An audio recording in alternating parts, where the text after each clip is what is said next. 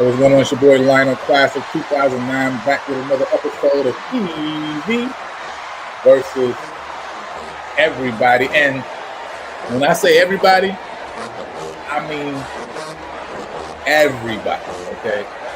TV versus all right? But before we get into it, man, talk about this weekend, got to talk about the home team, man. Definitely got to talk about the home team. So first and foremost, we got to talk about that PV alumni, Jeff McKissick. He's a Texas licensed loan officer with Fairway Independent Mortgage Company, and he'll help guide you seamlessly through the home buying process. See, many of us are unaware of our credit score, our true financial situation, but Jeff will help you develop a step-by-step plan to improve your financial standing, making your dream of owning a home achievable sooner than you think. He understands that your situation is not perfect, but listen, that's okay.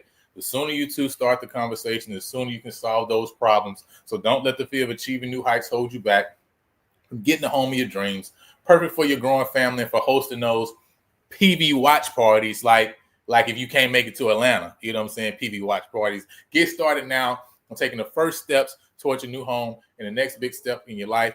Don't delay. Talk with Jeff today so you can be in your home tomorrow. And listen, after Jeff gets your loan right, listen, I'm going to get your home right, all right? So you got to hit up your boy, Lionel Mosby, of course, right? And listen, just as God has a special place for you to reside in heaven, I believe that he also has a special place for you to be while you're on this earth. And that's why I say, man, I'm just partnering with him to prepare a place for you. So if you're ready, right, to make that move, right, you need to get that loan in place. Jeff is going to get the loan in place for you. I'm going to help you to find a property that's right for you and your growing family. And then listen, we're going to also hit up another PV alumni, part of the home team, Neil Harris. Because when you're thinking big about your home purchase and you want a thorough assessment of your biggest investment, you owe it to yourself to contact BIG. That's Blueprint Improvement Group. BIG provides home inspections in the greater Houston area and is owned and operated by proud PV mechanical engineer Neil Harris. He has experienced inspectors who use advanced tools and techniques to assess every aspect of your property from the roof to the foundation. So visit thinkbig.com or text 713-259-0673 to book your home inspection. Support the team that supports the team. And with that said, man, we talk about the home team. Talk about supporting the home team. Hey, listen, I got the guys here today. You know what I mean? How y'all doing? What's the mood like, you know what I'm saying, in the Northern household after what just went down in Las Vegas this weekend? I definitely need to know that. Hey, my sister texted me earlier today, say you better give her some shout outs, some thanks.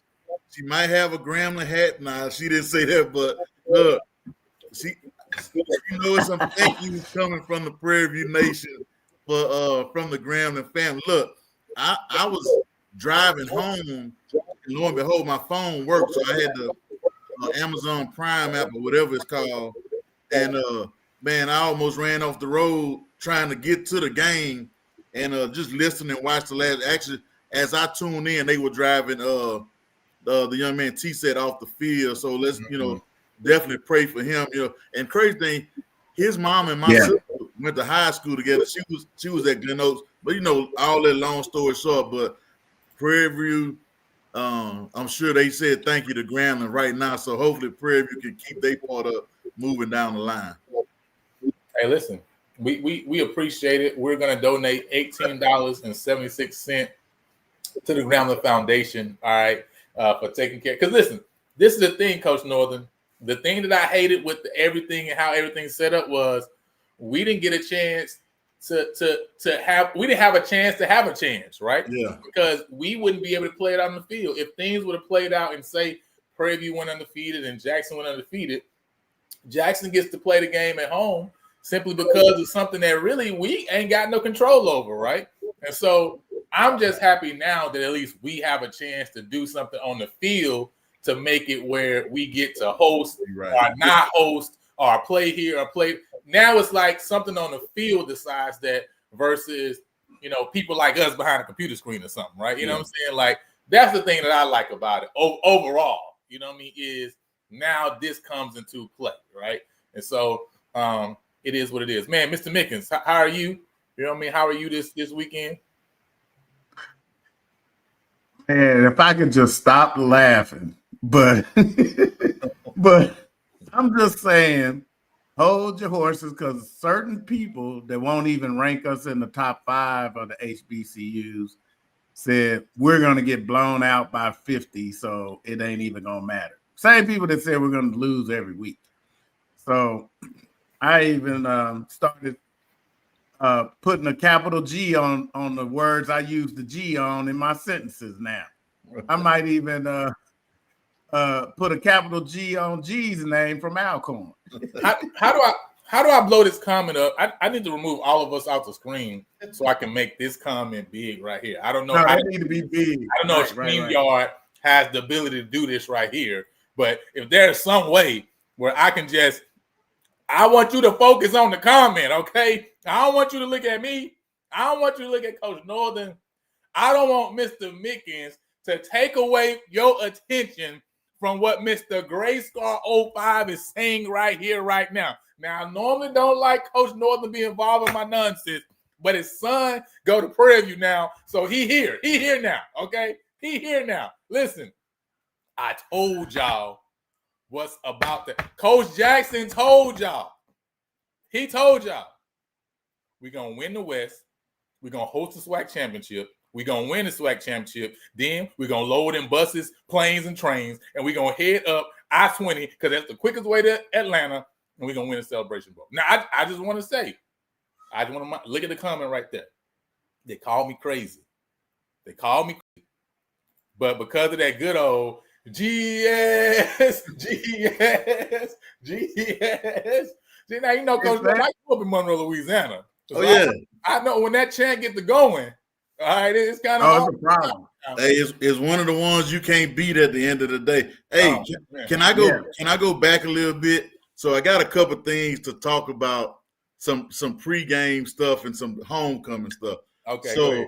So normally, and this was always my policy when I coached at Prairie View, I never, if I had on a Prairie View shirt, I never had a drink in a restaurant or something like that. So, you know, it's just my thing. You know, I don't want somebody saying, it's just, even if me and my wife had dinner, that Coach Northern was drunk or something like that. The other thing, so, you know, now a lot of guys that play for me, they are of age where I will, you know, if they're around, I will have a beer, you know, buy them a cigar or something like that. So before the game, I went to HEB in the front of my neighborhood. So I had on a Prairie View football shirt, and one of the guys that's working at HEB says, "Good luck today, coach. I hope y'all win this game." So I'm saying to myself, he must think I'm Coach Jackson. So Coach Jackson. Now I think we both handsome dudes, but I'm gonna give myself a little bit more handsome than Coach. You know what I'm saying? So look, that's one thing. So, and it's funny to me that people don't even realize that I hadn't coached at Prairie View in 10 years, and the guy said something to me like, "Good luck" or something as I'm shopping for a car. You know, it's all that type of stuff. The other thing is the stories that some of my former players told me as I'm walking around about, you know, different stuff in the meeting or halftime and all that kind of stuff. But the biggest thing to me was getting a chance to see them guys, and I think that's what make homecoming so special. So I'm seeing Jerry Lovelock that I hadn't seen in a minute with his son and a set of twins. I'm seeing a guy that played for me. Look, this true story. We call him Ciabatta because he had a white helmet at Prairie View. We didn't have enough helmets, so he had the Jack in the Box helmet. We call him Ciabatta. So no lie, he calls me and say, "Hey, coach, this Devin, can you write me a reference for a job?" I'm like, "Man, first of all, who is Devin and why are you calling me?" So he had to tell me his nickname, Ciabatta. I'm like, "Man, why you didn't just say this Ciabatta?" But, you know, seeing those guys, the other thing, and man, this is the most manly, sensitive thing, is hugging your former player and have a joke, say, "Coach, I appreciate it," and you hugging him and he hugging you, and both of y'all telling each other, "Man, I love you." And, you know, that's a lost art right there. But I just want to tell all my former guys, you know, I ran into some guys that were there at Prairie View before me. Coach Jackson, I almost lost a couple linemen because they called me Unc as I'm walking to the car after the game. So they almost lost a couple players. So, but, you know, man, I appreciate it. I love being around there. And, man, I'm having a good time. So that's my couple of homecoming stories. If you hear a story that sound outlandish, it's not true. It's not true, right? No, it's not. Some of it might be, but all of it's not. Until proven guilty. That's what allegedly. Yeah. No camera phones. No. Nah, leave the phones at home. Oh man, but yeah, homecoming was a lot of ups and downs and all around, especially when that rain started to hit. Yes. But I saw somebody posted in the group, the guy from the Channel 2, you know, said, "Hey, even with the rain, PV homecoming got down." Okay, you know, so you know it's always good when people who, you know, from the outside looking in get a chance to experience it, right? And we need that just as much as Coach Jackson's pushing the football, right, and the facilities and those things of that nature and getting that out to the public. The culture of Prairie View is something also that needs to be shared, so people can know what that's like and the experience that you can have here. Fun, but also with the degree, right? You know what I'm saying? Winning games, but also with the brotherhood, right? And so these are things that we need to share more amongst one another, man. And so it's definitely appreciative and happy everybody had a great time. Good that we got out there with no crazy incidents. Of course, we did hear, you know, that high-speed chase that came from Houston and ended close to the campus. Everybody was feeling like, "Oh, man, I hope they got out to PV homecoming." But had nothing to do with us. It had nothing to do with us. That wasn't us. It was a close call. But, man, we happy that we had a good time. That everybody was safe, man. But let's get straight into it, man. Biggest winner and biggest loser for this week. I think across HBCU landscape, man, there's a couple opportunities you have here now. I was going to say, there's some good ones out there. Winner, biggest loser for this week. I almost give it a tie between North Carolina Central and Jackson State. Me too. Yeah. That's where I was going with it because definitely Delaware State is the biggest winner, but Gramblin's the biggest winner too. But I give it more to Delaware State because that starts them off 1-0 in the MEAC and put everybody on notice because Delaware State couldn't beat anybody last year. So they just showed that they're about to be a problem. They took out they did like I said, I always tell people, Coach North gonna laugh at this. We used to own a home health company. And nurses, I would try to help them, say, hey, that coding don't look right. The person did have pain. You said they didn't. And then they would frown up and look at me. And I say, look, I'm 5'9", 185, 190 pounds. I'm too little to go to jail. So I'm not going to lie to you. Because Big Luther will be there with a skirt and a wig waiting on me. And so I always told him, if you do see my mug shot and I'm going to jail, just know something bad going to happen that night because I'm going to do just like Delaware State did, find the biggest bully in the jail and chop him in his throat. Yeah. So it's going down that night. And that's what Delaware State did to North Carolina Central. Yeah. If I had to choose one, Jackson still controls their own destiny, right? They still can get the SWAC championship game if they win out. I got to say Central, right? Because you only got 5 conference games. Yeah. You know what I'm saying? And to lose the first one to the upstart jumpstart team too, right?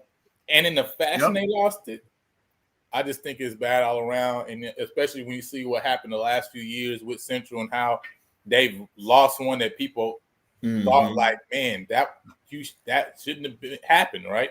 And so it definitely hurts them. Still opportunities there, right? Because you still got, South Carolina State there that's going to play Delaware State. You still get a chance to play South Carolina State. There's a chance that this thing could end up in a 3-way tie.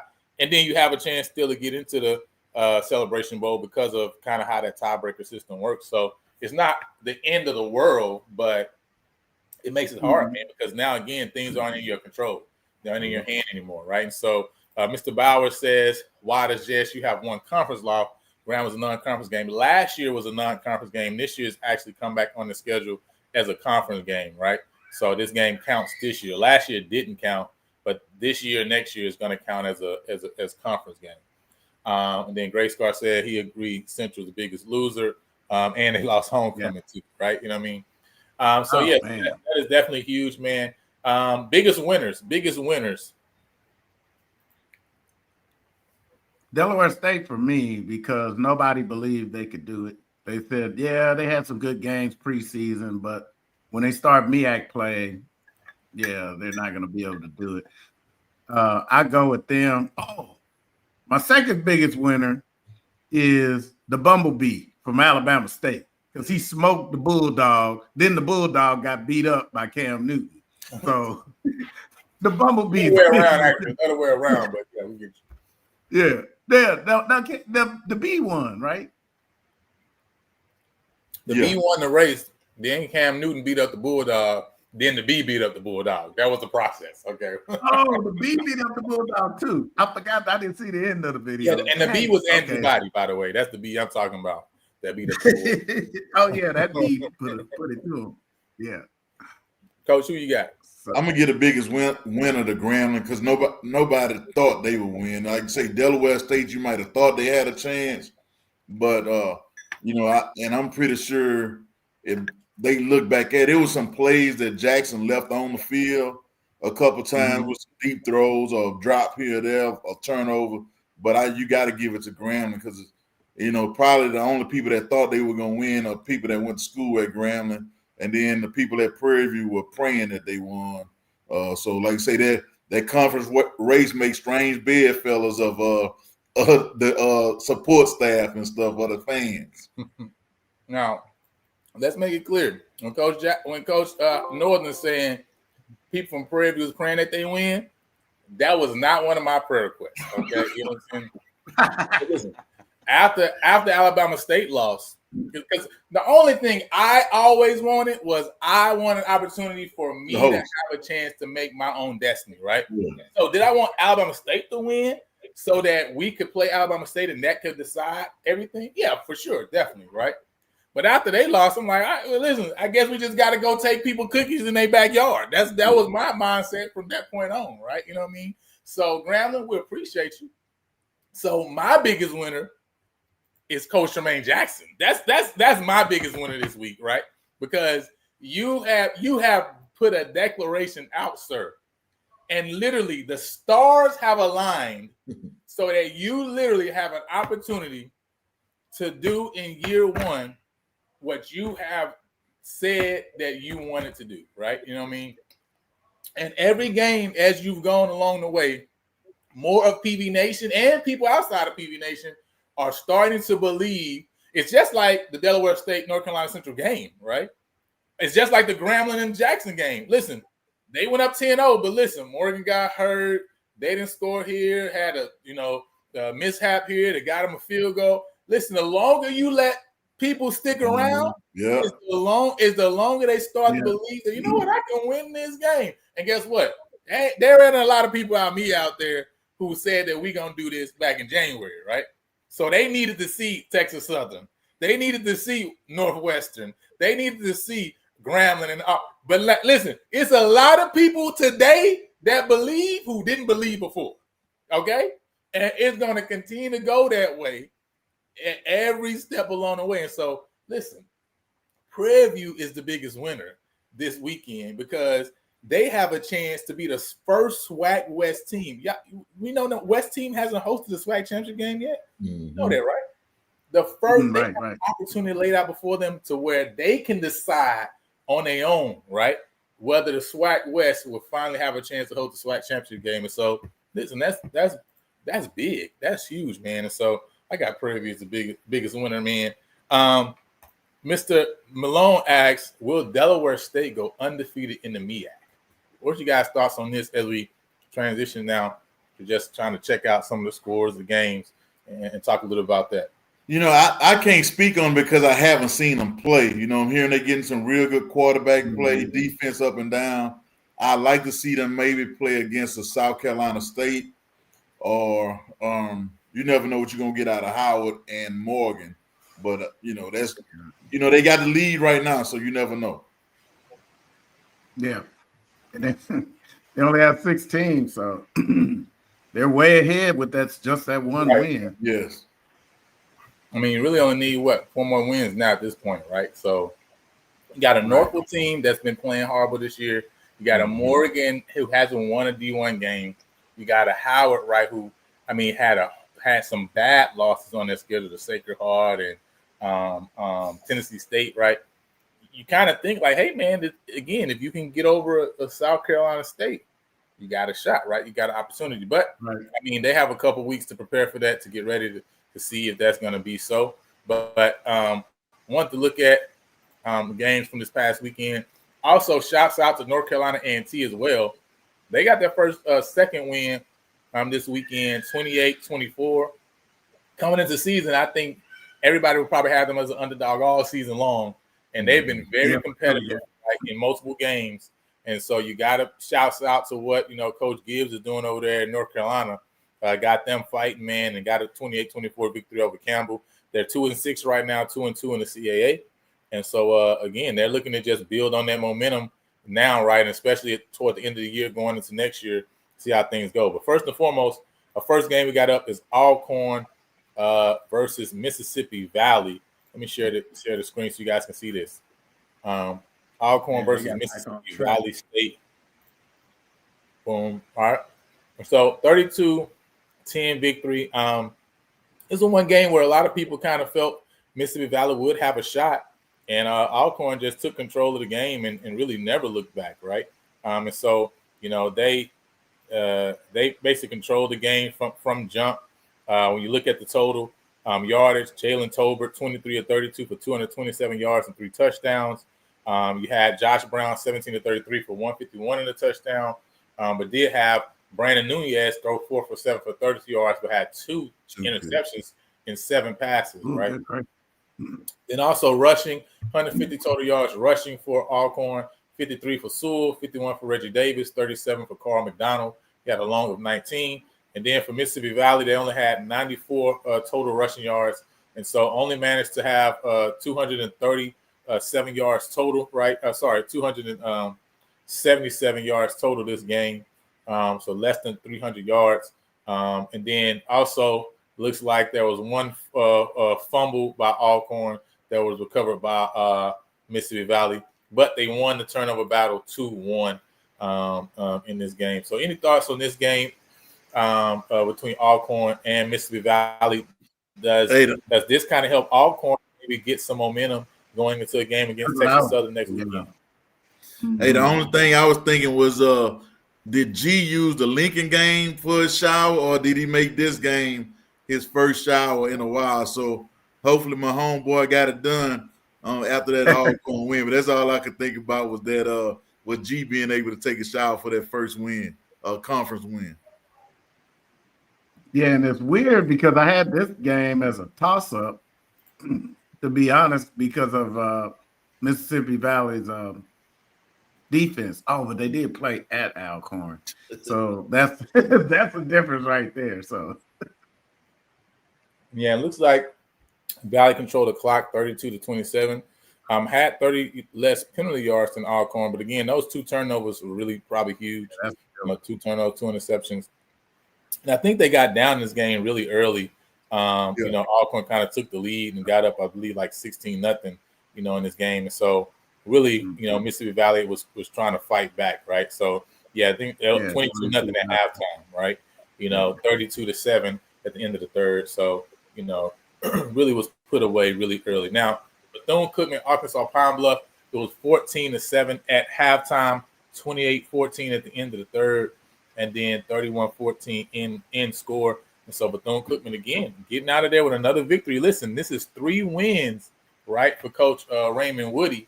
And so, in his third year, you're now seeing him kind of get things rolling in conference. They're 4-4 overall, 3-1 in the SWAC.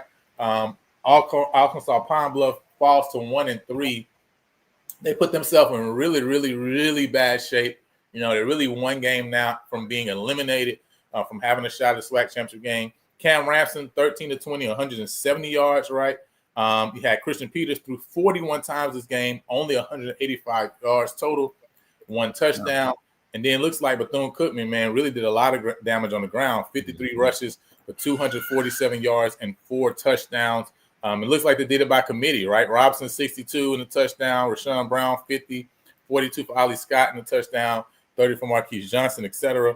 And so they did it with a committee, while Arkansas Pine Bluff only racked up 112 yards on the ground. And so, again, they had less than 300 yards total offense. And now what's interesting, Coach, when you look at this Bethune-Cookman team, this week against Arkansas Pine Bluff, last week against Southern, they've been able to hold both of those teams to 14 points. Have they turned the table? The corner right as a defense, or is this more a product of the two teams that they were playing that's really trying to figure things out on the offensive side of things? Yeah, I like to say it's more a product of scheduling. Normally, Pine Bluff usually puts up better numbers on the offensive side of the ball with Coach, I want to say Coach Huff, but it's just sometimes it's best to get hot at the right time or play better, have your schedule work out a certain way for you. So it's a product of scheduling more than I think maybe better defense. So once they get some teams with some balance, then I think you'll really see, are they improving or was it a product of what we saw? Right. Yeah, that's what it looks like to me. They're really coming along. And you look, Bethune-Cookman threw for less yards than Pine Bluff, but Pine Bluff threw it around a lot more. But looked like Bethune just gave everybody the ball on the rushing. So that lets me know they have some wide receivers running it, might have some jet sweeps. So they're really keeping you on your toes. And then in Florida, I'm sure they have a lot of that Florida speed. So they've been real difficult. But it would be interesting to see going down the line how their defense holds up. Yeah. But this, with the injury to Morgan, this makes the Jackson State game real interesting because if you're paying attention, they're both 3-1. Yep. So that game could actually come down to mean something. I know it sounds crazy, but that would have sounded crazy at the beginning of the year. But wow, that game is big now. Yeah, I think we said that a couple of weeks ago that game may have something to do with who's hosting or who's in the SWAC championship. So, like you said, man, you got to be like them Republicans in office. You got to go out there and get what you can get for yourself. You don't need no help, no handouts. Go get your own. Handouts. Go get your own. Yeah, I mean, looking at their schedule, right? Next week they got Mississippi Valley at home. Then they go to Grambling and go to Jackson. And now, obviously, knowing that, Xavier T-Stat right now, we don't know his situation. Obviously, we hope that in general, he's just fine, period, right?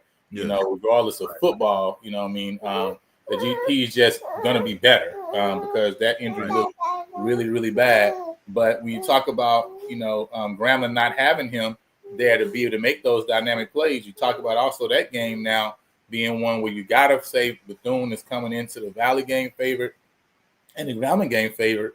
And so if they win those two, they're 5-1 now with a game at Jackson that could potentially decide a lot of stuff or either shake a lot of stuff up for that SWAC East because Jackson also plays FAMU, I believe, next week, right? And so, again, that game will determine a lot, especially with Jacoby and Morgan now out.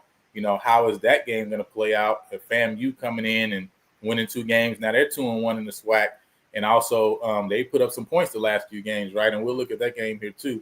But Bethune-Cookman is really in a good spot, and that SWAC East, man. People always talked about the Wild Wild West. Well, it's now the Wild Wild East, all right? Because good old Grambling State University finally putting their G back on their helmets. It's definitely different now. Again, we had Prairie View playing Lincoln. That's really nothing to talk about. 38-0. But we know that was the last 2 quarters were basically 8-minute quarters because they wanted to get the game over before the rain delay and things of that nature. I think they just ended the second quarter like halfway through after that rain delay and just said we're going to halftime and come back out and end it. So Coach Jackson made said, hey man, we wanted to get the win and we wanted to get some stuff. Work on some stuff, right? So that was our opportunity to do those things. So that was the decision they made. So moving on from there, before we talk about the Alabama State game, I did want to talk about, because we mentioned Florida A&M, 43-35 win here, 19-14 at halftime. At the end of third quarter, right, it was 21-22, FAMU to a 1-point lead. And then again, look at that high scoring fourth quarter between both of those teams, 21-14 respectively. And so the game ends 43-35. Listen, Southern took the lead in that fourth minute. And I really thought, they got a chance to win this game. And it's, that defense that Southern has prided themselves on over the last few years, it just didn't show up. And bad tackling really is what really did them in terms of FAMU winning this game. And when you had on the R.J. Johnson, obviously 22-32, 287 yards, touchdown. The big thing was that Franklin got hurt early on, 10 carries, 54 yards, right? That's a 5.4 yard average. But, man, Jamal Haley came in and toted the rock for FAMU, 19 for 107 and 3 touchdowns. Listen, there was one that really was a dagger where he bounced off a guy from Southern, man, and took it to the house after Southern had scored that touchdown. And I was like, man, they just literally they had the game right here, man. They could have probably took this one home. Trey Holly, 26 carries, 145 yards, 2 touchdowns. He ran the ball very well. Southern with 217 total yards on the ground, 197 through the air, 12 of 28 for Ashton Strother, right? So both quarterbacks were able to, move the ball through the air. Both teams able to move the ball on the ground. FAMU just able to move the ball a little bit efficiently in both areas. What was y'all thoughts on this game, Coach? Was you able to see a little bit of this one?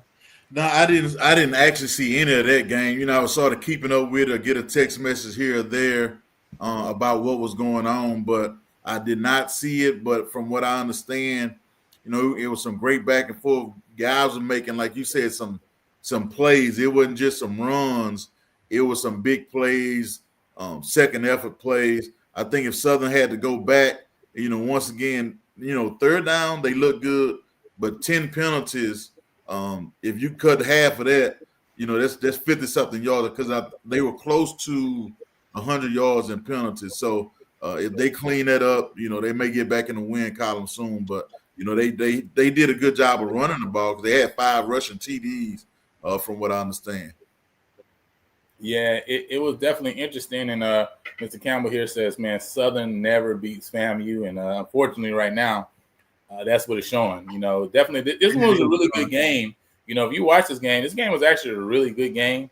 I was able to watch it back and watch some of the end of it. And as Grace Scar says, I don't know where in the world they get 17,000 from. We talked about a lot about how people be making up these attendance numbers.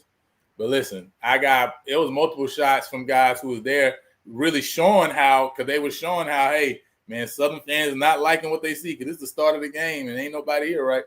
I don't know where they get 17,000 from, but maybe that's how many people purchased tickets, originally, because it wasn't no 17,000 in this game. Like they say, maybe it was 7,000, whatever, right? But hey, listen, to each their own. My own thing is saying, make up your own numbers, okay, right? You know what I'm saying? You don't got to be.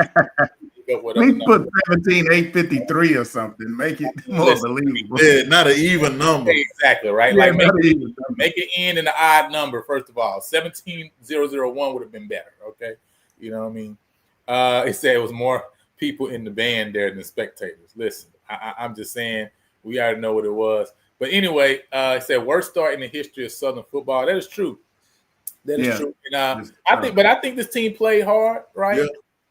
Even last week, Terrence Graves asked the question and he made a statement like, man, did you see the last drive of Prairie View went down? Those guys stood up for 3 plays. They did, right? And so I think they have stayed playing hard, right? They have just not been able to make the play in order to really get, some victories in these games, man. And so, but now we talked about Bethune-Cookman, right? Let's talk about FAMU now, because as Mr. Campbell says here, right? FAMU is still in it too. There's a 3-way tie right now. FAMU is 2-1. There's 3 teams at 3-1. And Jackson obviously has the win over Alabama State that's putting them in the lead. But this is what FAMU has the last way, right?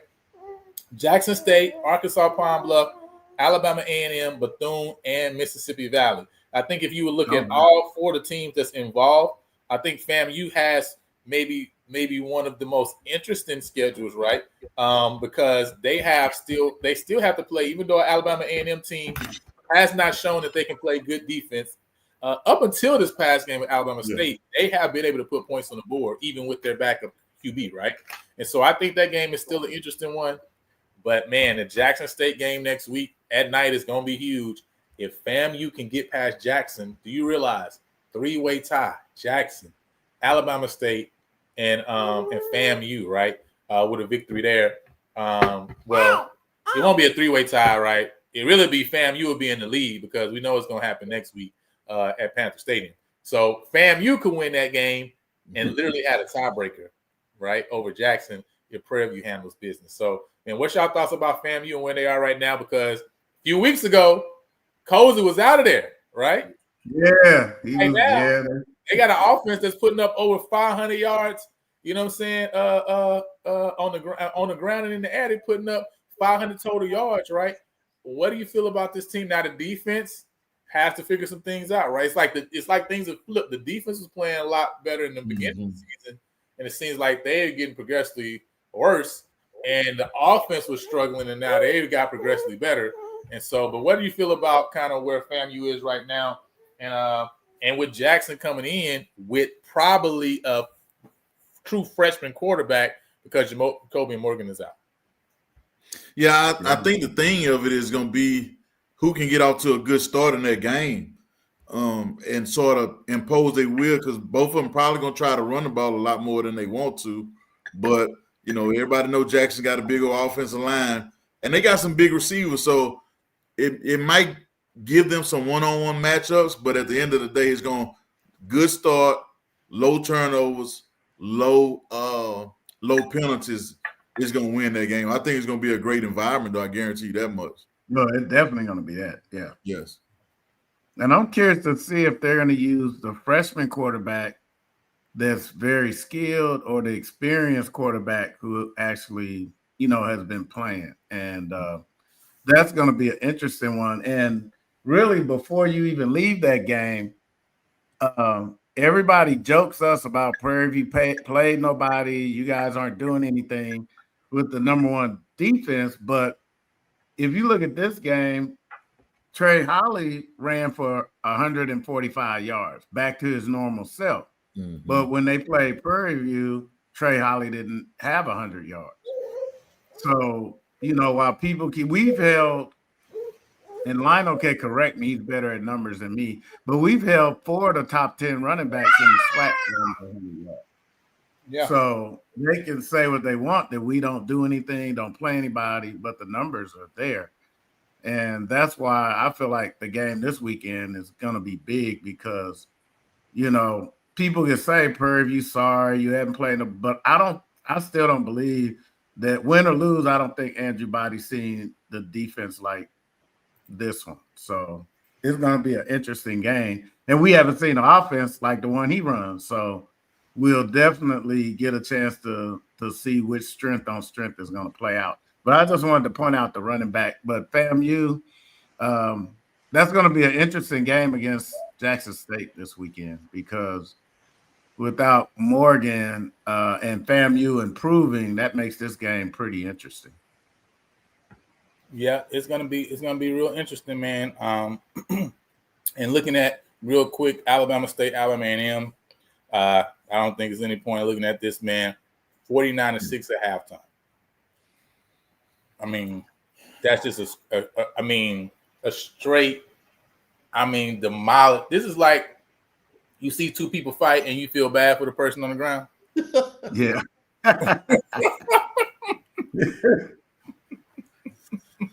Hey, what them kids say they walked in the trap and took over.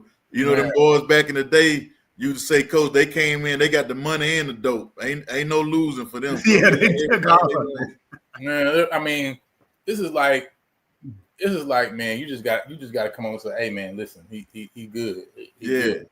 Like, I ain't got nothing. They ain't even my friend. I'm just take him to the hospital, right? You know what I mean? Like 49-6, straight bludgeon, right?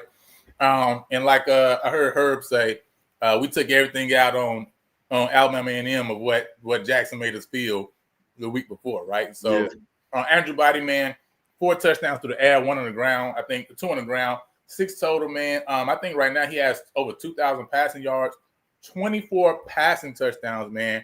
And he leads the SWAC in passing and in rushing, by the way. Mm-hmm. Boy's been going crazy. Let's be clear, right? We've definitely been going crazy. So it's going to be a great matchup next week. But obviously the big one, man, Coach, Grambling State, 26-4 over Jackson. Man, what was your thoughts on this game? It was very interesting to see Grambling get up in the fourth quarter. I think they went up by 2 scores at one point. That was a big blown play where Nate Rembert beat the safety. I mean, the safety just took a horrible angle, right? But and they got back in the game there. Then, of course, went down to score, took the lead. And when T-Set went down, I thought the game was over. Not gonna lie. Mm-hmm. And Coach, I wanted you to talk about that 4th down play. What were your thoughts on that coming from a defensive side of things? Because Jackson came on the blitz, got a backup QB in, right? He threw one pass through the receiver's hand, didn't catch it, dropped it. He scrambled on another play, didn't get any yards, just back to the line of scrimmage. Now it's 4th and 10, and they came on the blitz. What was your thoughts there? Maybe what was going through the defensive coordinator's mind of why they were bringing that pressure on that play instead of maybe sitting back and making him put the ball in the window and letting that defensive front kind of get home? Obviously you got to pick your poison, right? Because in the day, if you did something and it worked, like you say, we're not talking about it, right? You know what I mean? Yeah, right.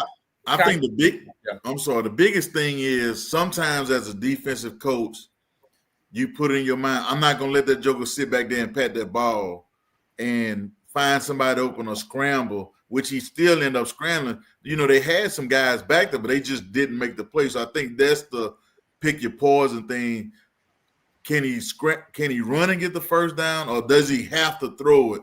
And I think it's a fine line. I think most people cut they blitz off at 13 yards if they're going to blitz on third or fourth down. If you need more than that, they'll sit back and play zone. I think it was 4th and 9, and I thought he was going to get more than that. So it's just one of those, a football player made a play for him. You know, that's all you could chalk it up as. And your guys had a chance to make a play, and they didn't make it. So that was my thought process. I have no problem with a joker bringing pressure unless it's, like I say, much longer distance. Yeah, so I think it's 4th and 9 right there. Yeah, this is that 4th down play right here, right? Obviously, 5 wide. And you see, you know, they got everybody essentially on that line. I saw people kind of talk about that as well. Maybe you can explain that and say, you know, from, again, a defense perspective, you know, why they would have, you know, they got the 4 DBs, right? Basically at the line of game there. But it looks like they're also all were manned up, right? Because, you know, they came on that blitz. So the thing of it, you figuring if you bring in pressure or showing pressure, you hoping to get what most people say is a hot throw. Where if it's you probably not gonna get a hot throw in this situation because of the distance. Most of your hot throws are 3 to 5 yards, and then you have to hope a guy make a play. They were trying to get to the sticks and make a play, so that's what that is. Trying to make him throw it quick, then you rally up and make a tackle. That's it in a nutshell. Yeah. And Mr. Carey, what was your thoughts, right? I think they gambled, and like Coach Northern said, he made a football play. He just really, really wanted it because it wasn't like people weren't in position. Yeah. He gave the first guy just enough shape, you know, and he didn't waste a lot of time beating the guy that came off the edge. He just ran at him faster than he could get him. And if he hadn't stepped up and stayed back there to pass, he would have got sacked. Yeah, one guy got out of his rush lane, and the guy right there, why he stepped to his left, I have no idea. He's the guy that probably should have see the guy dropping in the middle. Yeah. Unless he's dropping off a 3 strong. Other than that, he probably should be dropping a little bit more to his right, staying under that, and then that would have made it easier for him to make that tackle. That was the guy I thought, and at the end of the day, right, this guy coming off the edge, scot-free. That one off the edge, yeah. Really, he just got to make the tackle, right? Yeah. I mean, at the end of the day, you kind of got to live with that because, hey, you scot-free. You just got to get him to the ground. But that was the one guy that I thought maybe that linebacker, I don't know if that was a lineman that dropped back there. I thought he was probably supposed to be in that position where he was kind of essentially in a passing lane, but also as a spy, right, for the QB if he kind of did what he did, because he's going there, you see him going, and he's getting there, but he does look like the spy. Yeah, he's a step too far, and man, the lane just open, and he just beats him. He really just beats him to the spot, man. If he was a step over, he might not get there, right? But Mr. Campbell did bring up a good point too, Coach. You know, at the end of the day, that big kick really hurt. That's the hidden yardage in football that people don't think about.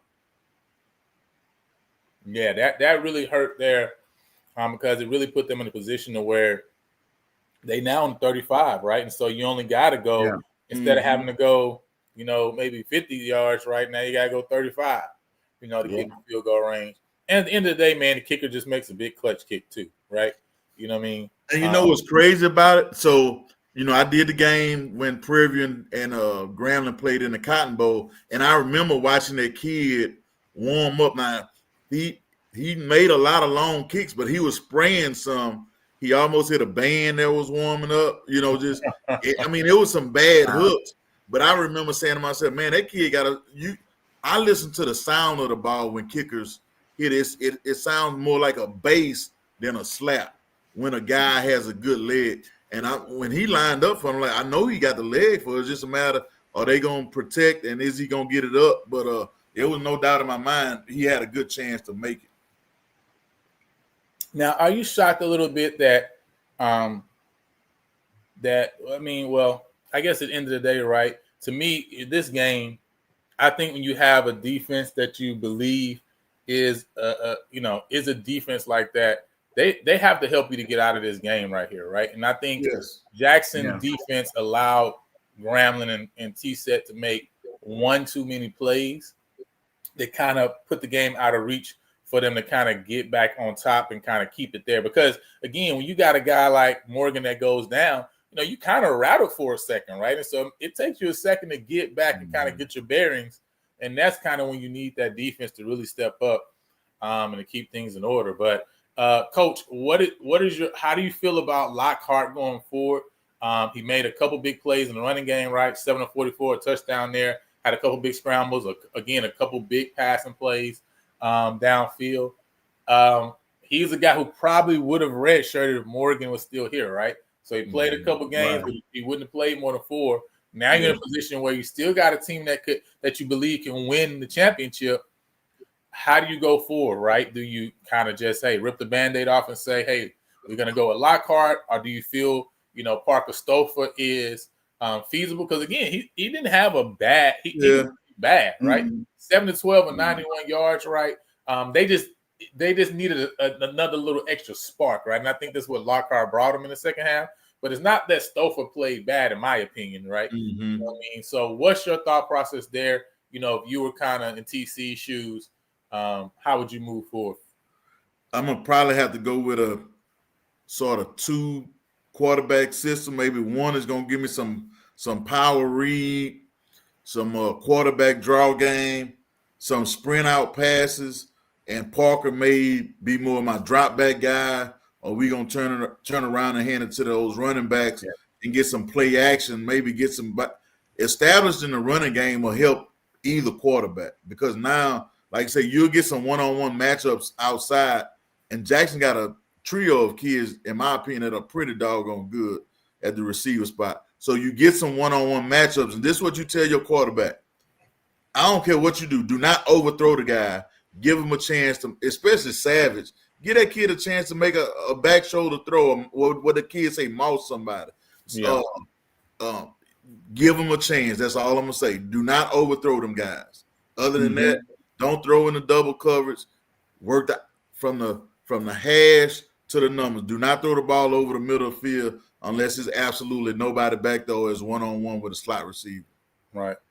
No, that makes a lot of sense, man. And Gray Scar here says they still not sure if Jackson State played bad or Grambling played good. I mean, it's a combination of both, because I think it's a mixture there, right? Yeah, and the thing about it, Grambling don't have no fear of Jackson. They beat them last year. They were the only team to beat them last year. Matter of fact, I heard the guy, and those some good commentators on the game. I look at all that, but the fact that they last loss was to Grambling, sort of tells you everything. Right.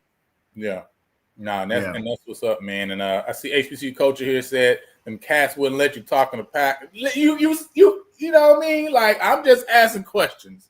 I was just asking questions because all last week, coach, I heard stats don't matter. And I understand that stats are for losers, right? You know what I'm saying? Stats are for losers. Yeah, that's what he said. Especially internally, right? When we talking about my team and we talking about stats, like, stats don't mean that. I don't care nothing about the stats. You missed that play right there. Okay, that's what I care about, right? Yes. But now externally, when we talking about from the people that's watching the game, the people that's commentating on the game, the people that's judging, we use stats. Last time I checked, we use stats, right? So they trying to tell me that the fact that the stats show that, hey, man, this Prairie View defense has been playing great, right? We've been playing some good ball. That doesn't matter if it's showing that, hey, right now we have the best defense in the SWAC. We shouldn't say we got the best defense in the SWAC. Just say you're giving up the least yards in the SWAC. I mean, but what? Yeah. We saying the same thing, right? But now all I'm saying, coach, is if you saying that your defense is like that, this is the game that they got to win, because it don't matter if it's special teams. It don't matter if it's offense or defense. It's a team game. And sometimes the offense got to go pull it out. Some teams, the special teams got to be special. In some games, the defense got to win the game. And this game, in my personal opinion, was a game that Jackson's defense was supposed to win the game for them, and they didn't. And, when I'm asking my question, they ain't want to hear me. They ain't want to hear me, but it's okay. No, they want to hear it. We live to move on. But right now, that's why we got to talk to Coach Northern, because some of these teams don't know how to deal with this RPO action, Coach. They don't know how to deal with these different reads that they getting. And so since we need to help some of these teams out who defenses ain't like that, you know what I mean? Coach, I try to keep you out of my nonsense, okay? But you in it now, okay? But listen, can you talk to them and help us to understand how can a defense handle these RPO actions, these read actions, right? You know what I mean? Where should their eyes be? I heard that a lot when he was talking about the Central game against Delaware State in the run game, how guys' eyes was in the wrong place, and that really got them beat a lot, you know, in the run game as well. And so can you talk a little bit about that, man, and help us in this edition of, you know, saying Under the Headset? So I'm having an issue with the board, so I'm gonna just sort of explain it. So pretty much for us, no matter who our quarterback was, we had, oh man, let me see if I can get this. I'm gonna see. Can you see this? Can everybody see that? Let me see. Yeah, I can see. Yep. So on this board, the easiest way, pretty much anytime we saw two safeties high, and I'm gonna just tell you what most people call it. I'm gonna draw it up and then get back to it. So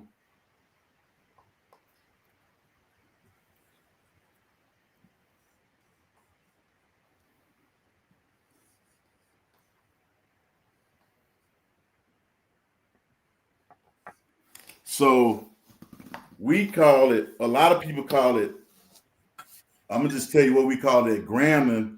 We called it open trips right strong, X option 9-11. So we start out there 9 and then a 1. If you were in a slot for us, a 1 was a speed out. And then you see my Y, he's running a sit route. So also off of this, we could run, the easiest way to do it, we might call it Picasso, draw, or we might tag some action in here with the run games, trying to make sure the lights. So basically, the spacing will determine that's probably going to be his first read, or depending on what the quarterback saw backside. I'm gonna talk a little bit later about some of our top guys or top receivers. If we got a DeAndre Cooper right there, we know they're gonna rotate to some type of cover 3. Then we gonna get this guy probably a sluggo, a bang 8, an outside go, or something like that. But off of this, people gonna call this, like I say, Picasso mean draw. Some people gonna call it that, and we'll run the ball based off of how many guys are in the box. The other thing that we want to do, and what some people are gonna say, get nasty with it, just say some teams are gonna start doing like this. I'm gonna go Mike, Sam, and they'll bring the strong safety down. Pre-snap read. I don't know, try to make sure you can see that. So if we want to make sure, I might say, Coach, we need a completion right here. So what we'll do, we might call power weak or something like that. We'll block this up. Sometimes we wouldn't even fake it to that guy because we knew we were going to read this guy right here. If you pull, that's what makes RPOs hard. That guy's going to get a run read, and now this guy here is just going to run the space. So that's some of the things that you'll see in a sort of predetermined RPO. We're not reading an end man on the line. We reading the box, who's high, and Coach Orlando, who coached me in college and was the offense coordinator, he probably got more championship rings than anybody as an assistant coach.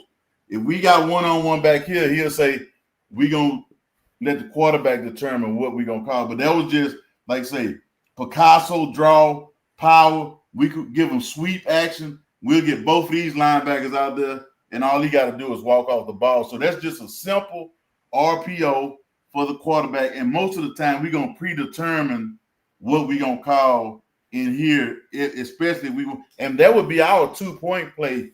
Sometimes we'll go here, and then, like I say, we'll run the stab. Some people call it stab, stick, 9-11. We'll go empty, and we'll bring the tailback out and run the same play outside. And this guy here, some people call it Dino, Dodge, Sucker. He's gonna run the option route, and this guy here can't be right. That's the way we would tell. It's in the Bible. This joker here can't be right.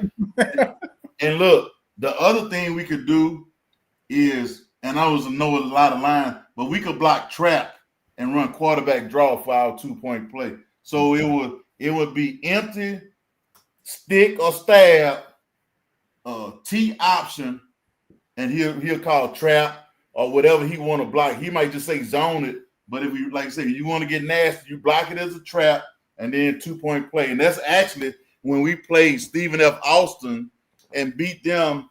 That was our 2-point play, and we ran it a couple times. One time I remember we threw the ball at Patrick Gant and got the 2-point play, and another time I want to say Jerry or Smiley ran it in on a 2-point play. Hey, listen, that's under the headset with Coach Heish Northern.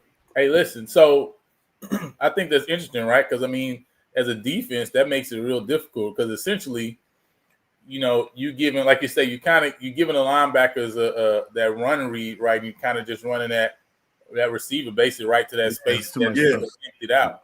You know, as a defense, how do you adjust to a team that's kind of hitting you like that? I mean, because it's kind of, I know you said it many times before that there's always an answer essentially to every defense, right? So, but how do you counter that? I think the easiest thing to do, if you got the people to do it, is play cover 1 to it, or you got to play what most people call like split field coverage. You might play quarters to the 3 receiver side, man to the back side, or you kick what we call kick the front to the 1 receiver side. Now that lets your linebacker slide out a little bit more, but in any most defensive coaches, they being honest, they'll tell you pull action on zone read option is gonna give you fits. Because I didn't care if it was 3rd and 20. My linebacker's probably gonna play run first. That's what I'm gonna tell him. Play the run, and then we'll react to everything else. So if you get that pull read, you gotta respect the pull read. Some people all they do is zone, read the backside in. Pullers give you problems in the zone read game. But go to man and tell you, hey, man, if you on this shoulder, if that shoulder goes to the opposite side of the field, you better be on that shoulder, and everybody else should be manned up. So he shouldn't have anywhere to go with the ball. I got you. Mr. Mickens, you got any thoughts? No, it just looks like the linebacker has to make some business decisions. And sometimes you may guess wrong. Look, this the God honest truth. What Coach Orlando would say. He say, first of all, he got to get a huddle call. Second of all, he probably tired his own work because of how many plays he running. Third of all, he probably wondering where his girlfriend at right now while all this going on. You think he gonna be able to make all these adjustments in 15 or 20 seconds? Oh, the tailback is at B2, and he gonna pick that up that fast. So that was our theory. We gonna try to run them till they tongue hanging out and make them play while they tired. So that's it in a nutshell. And then I mean the quicker your offense is moving too, right? I remember Coach Orlando. Quicker. Coach Orlando would make them. He make you cover the whole field. Coach Orlando did. He liked multiple guys out wide, and they get up and run it real fast. It's difficult.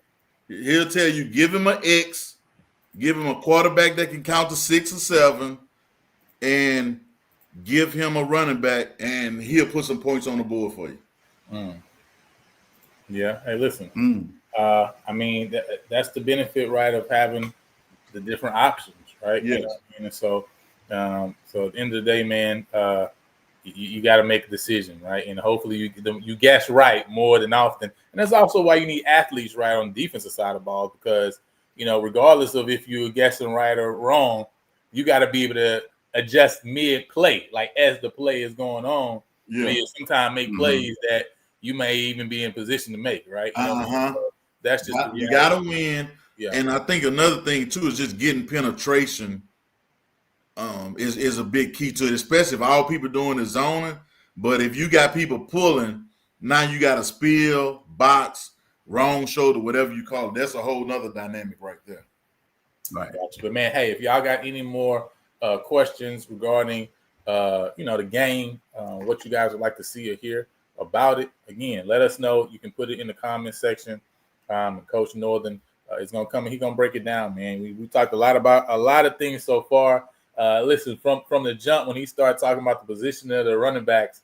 Ever since then, I've been watching, and every game is it ain't failed yet. It ain't failed me yet, right? But listen, I ain't playing linebacker. And I ain't got to notice it 5 seconds after that play in, right? That's the thing, right? Because you on the field, right, while it's going, and they back up on the line, you don't know what's about to hit you, right? So, but that's also why it's so important to watch film, man, for these guys at the end of the day, because you need to know some stuff that's like, hey, I see this formation, I know what's about to happen, so that you ain't got to think as much, but you can just play and react, right? Tell coach to go find us some film examples. That would be nice. So hey, I tell you what, if not to be curt or whatever, if you go on YouTube and look up RPO, and if you probably can type in stick concept, stab concept, 9-11. I'm looking at my phone right now, and I'm gonna just tell you what some people call that same play.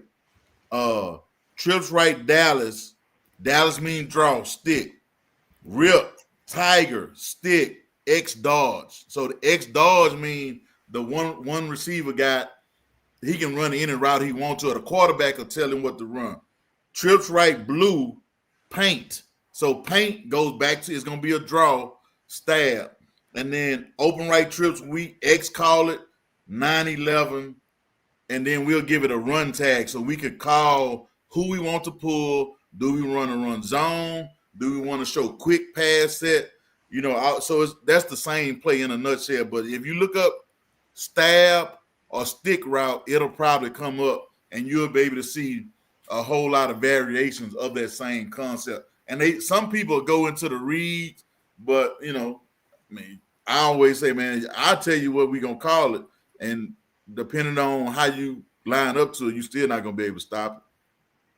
I think that would also be something too one day that we can also talk about, right? It's just calls in general, right? You know what I'm saying? Breaking down calls, you know what I mean? And so like you say, so people can know, like, hey, okay, in this Picasso, we know that's a draw, right? And so when we put the plays together, this is how everybody knows what they're doing, right? How we come in the huddle, we call this play. This is what the receivers is listening for. This is what the running back is listening for. This is what, this is how we determine what the protection is going to be from an offensive line, QB standpoint, and just, kind of walking through that. I think that would be something that would be cool to also break down and talk about too on one of these under the headsets as well. So, yes, sir. There you go. But that said, man, we got a couple big games coming up this weekend. I think this is one. This is one real interesting weekend. We talk about SWAC football. Man, there's a lot of games that I think are going to be major. This Alabama A&M Grambling game, I think a few weeks ago would have been even bigger when you talk about having Quad Brown there, T-Set there, right? I think now it kind of has taken a step back, right, because of the loss of those two quarterbacks.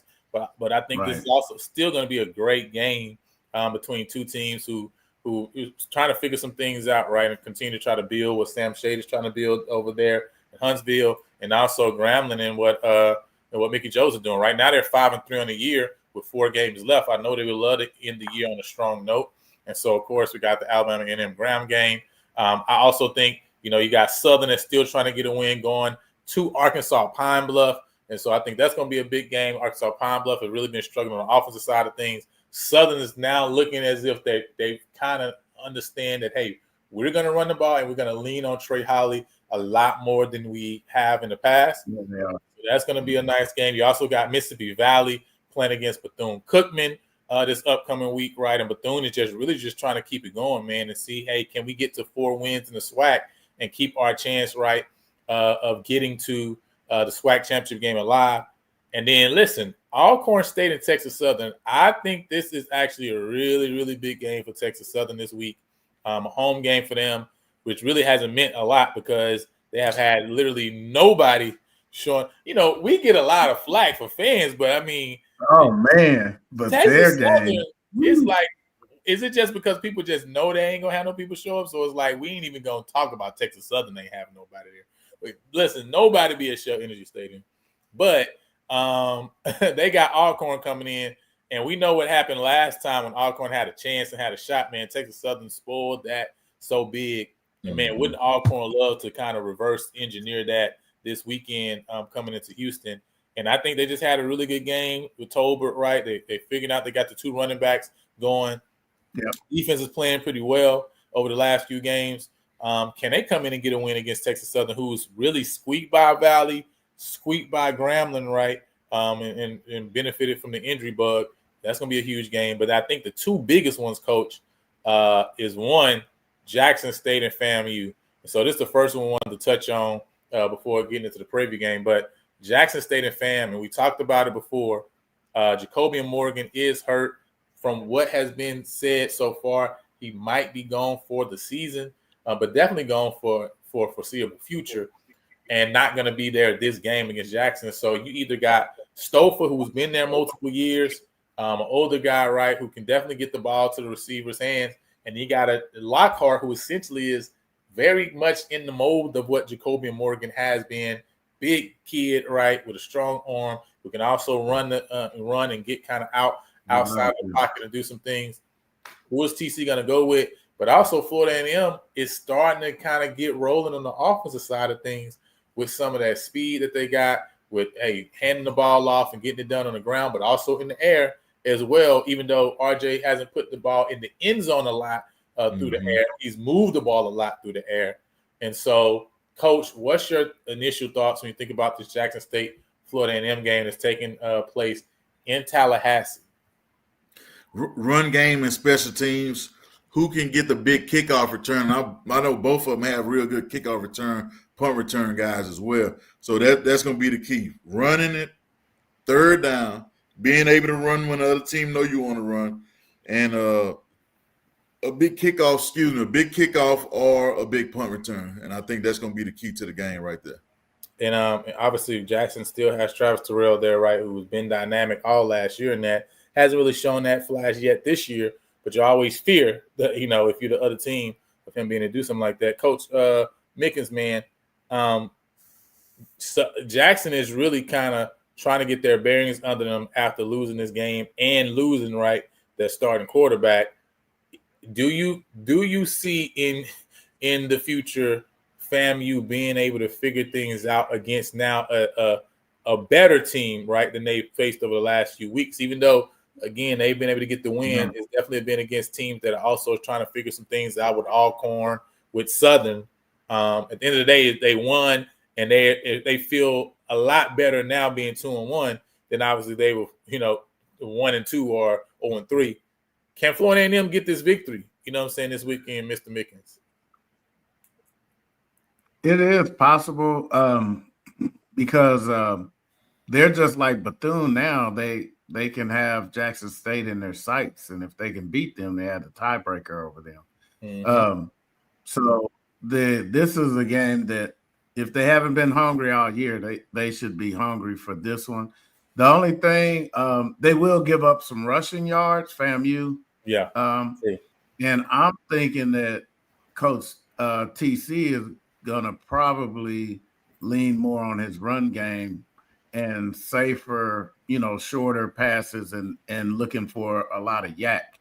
So I think that they're going to try to exploit that because, with Morgan going down and they're trying to adjust, instead of making a whole bunch of big adjustments, they're going to just hand the ball off. I think that's what they need to do. Yeah, I think that makes sense, right? Lean on the offensive line. Florida A&M has given up big plays, right, in the rushing game over the last 2 weeks with Alcorn and Southern. The question is really, can they stop Jackson on the ground, right? And Coach TC has not shown that he doesn't remember that what they are, right? Because even this past game, 45 rushes, right, to 26 pass attempts.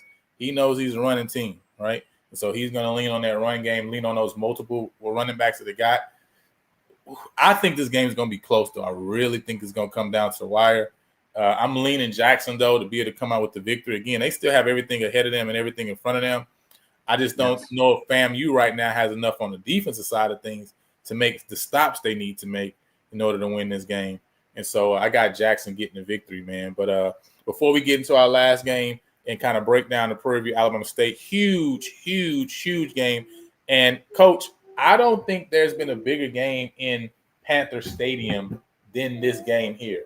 We had some great games before, but I think this is the biggest game that Prairie View has seen at Panther Stadium. Getting a chance to really see, possibly in most people's minds, right, maybe number one against the number two ranked teams in HBCU ball right now. Maybe for some people 2 and 3 or 1 and 3, whatever, right? But it's a top 3 matchup, right, in HBCU ball. So we're going to talk about this in a second. But, Coach, I want you to touch on this Northern Lights because we talk about some offensive production, right? We talk about offense with Andrew Body, and we talk about what Prairie View is going to have to do on the offensive side. But we've had some guys that do some damage on the offensive side of things that you've seen yourself since 2005, right? And so who are some of those top offensive guys that you've seen at Prairie View? We're going to talk about that in the Northern Lights. So, Coach, go ahead and take it away. All right, so I'm gonna start off with a guy. He was an offensive lineman that made all conference 2 times. And look, I missed the parade. They had a parade for the year that we won the championship because I was recruiting this kid out of Marshall, Texas, Trey Glover. 6'2", 6'3", 300 pounds. If he would have been an inch or 2 taller, he'd probably end up playing, at a different school. But, kid I recruited, and he ended up coming and starting for us, made all conference for us 2 out of the 4 years that he was there, playing offensive tackle, by the way. Now, we did have one kid, James Deacle, that came to us as a defensive lineman. He made all conference 4 years. But I just think if you're going to take an offensive lineman to, sort of start a program, I think you take Trey over Deacle just because of the size. And Trey could play the inside too. But man, he, probably one of the better kids to be around, was involved with SGA, all that. He'd come to me like, Coach, I need to go to something on the other side of campus. One of them, I just gave him this look like, are you serious, man? But, he was my guy. And I got him myself to come to Prairie View, and he redshirted then played.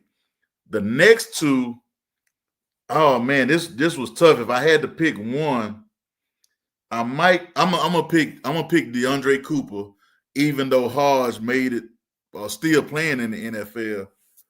For what he did at Prairie View, like I say, Coach Orlando said, get us an X. Now, Coop started off with me. He was a free safety, played both ways in high school. He got injured, like the freakiest thing you ever see at practice. And I could just remember him sitting on the ground at practice, ran into a kid funny, and Doc Mays, who was our trainer at the time, said, he just gives me this look and almost shakes his head like this really not good for the small amount of contact. So you would see Coop out there running on his own, getting back in shape. And I would be fussing him like, hey, man, you're not supposed to be doing this. Lo and behold, he was like, Coach, I'm going to protect myself. He said, I'm going to come back. And I think he was the equipment manager the year we won the championship. I'm going to come back, and he moved to offense where he had an 80-catch season, over 1,000 yards, about 12 or 13 touchdowns. So, like I say, as a college football player, I'm going to give Coop the nod over Hodge. And I didn't coach Hodge, but I remember seeing it. I knew about him before he came. I knew his background and everything. The quarterback spot, I got to go with KJ Black. And look, much as I love Jerry, and I did not see KJ honestly leading us to the championship because, he was a kid that transferred from Western Kentucky, didn't start the first game, was sort of a laid-back leader. But part of what made KJ special, when the lights came on, he was as competitive as anybody you ever been around. And I think what made him not start, because he didn't start the Texas Southern game, and he came in against New Mexico State because our starter's helmet came off. And KJ leads us down the field, and Jay is getting ready to go back out there. And Coach Frazier sort of gives them like, hold on, let's see where this takes us. And it took us all the way to Birmingham to a championship. So that joker, KJ Black, I got a lot of respect for him because of the way that he handled himself, how competitive was. He led the nation in, what they call this stat, not percentage of, God dog, if we wouldn't talk about it, I could tell you. But he led us in quarterback efficiency. Not the most yards, but everything he did was on point, not a lot of interceptions. And he was more athletic than you thought he was. I never forget, we playing Grambling pretty much to see who's going to represent the West. And late in the game, KJ was like, Coach, I got it. Grambling had an outstanding defensive end. Man, we run that zone read. It wasn't triple option. It was just read the defensive end. And, man, KJ read it. Donald Babe was going right to left, and everybody assumed Donald Babers had the football. And, man, when KJ came out that backside with that football and got the first down and slid, Coach, like I say, if that joker wasn't a man, he'd have got kissed in the lips, Coach. I'm talking about he made a play for us, and that changed the whole dynamic of Prairie View football for a while. Next, I'm going to go, this probably the toughest one between Jonte Hebert, Donald Babers, and Tucker. It was Dwanye. I got to get a nod to my homeboy, Jonte Hebert. Now, Jonte didn't just have a lot of rushing yards, but he finished in the top 10 in the NCAA, led the NCAA in all-purpose yards. I say 2 out of the 3 years that he was and he wasn't a feature back, because you got to remember, we had Jonte Hebert at one time, all on the same team. We had Jonte Hebert, Fred Anderson, who was probably my first real recruit, and Courtney Brown, all those guys rotating, and they would go in pretty much on their own. So I'm going to get a nod to Jonte because he could do stuff in the return game. And you probably wasn't going to tackle that joker one-on-one unless he was by the sideline. I go back to this play. We playing Alabama A&M. I want to say it's my very last game as a head coach at Prairie View. And I tell Coach Orlando, hey, man, we don't need to rush and get down the field and try to get the score back. The play that he called was the play that I just drew up on the board. We call it Dallas Stab. Man, Jonte breaks one for about 90 on them fools. But he just was a football player, always showed up in the big games. Don't talk about when we played Southern and Graham, he always had big games against big schools. So I'm going to give Jonte the edge at the running back spot, even though Tucker had 2 1,000-yard rushing seasons. I think Jonte's impact just all over the field, which made him be my top running back. So I'm gonna shut it off right there, and I might have some more honorable mention. I didn't even mention the Jared Lovelock, but as far as the stats and stuff. But that's my top offensive players that I have seen, and there's some more good ones on there. But I'm talking about the ones that I've seen perform even on the big stage. And I'll go with those guys right there.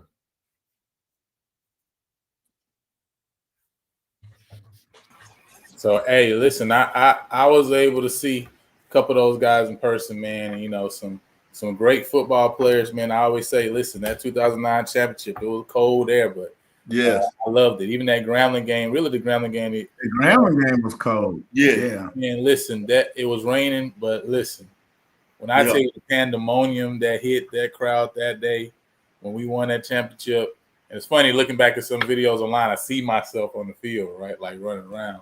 You know what I'm saying? It's some real baggy clothes. I'm like, man, them clothes bigger than clothes I wore today. Yeah. You know what I mean? But yeah, man, it was great, man. And seeing Tuck, man, Tuck is one of my favorites, man. He's just so dynamic, you know what I mean?